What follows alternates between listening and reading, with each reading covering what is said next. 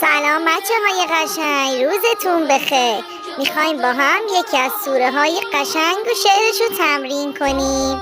سوره مبارکه توحید. این سوره توحیده، این سوره توحیده، روشن مثل خورشیده، روشن مثل خورشیده.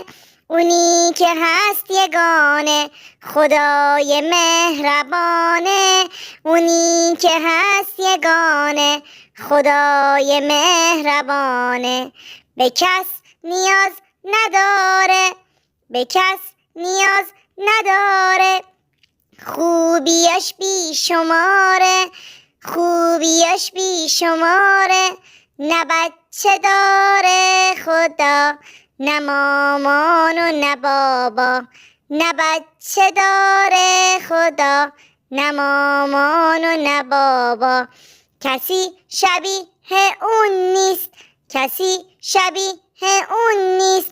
چون که خداوند یکیست، چون که خداوند یکیست. بیاین با هم بخونیم سوره خوب توحید. بیاین با هم بخونیم سوره خوب توحید.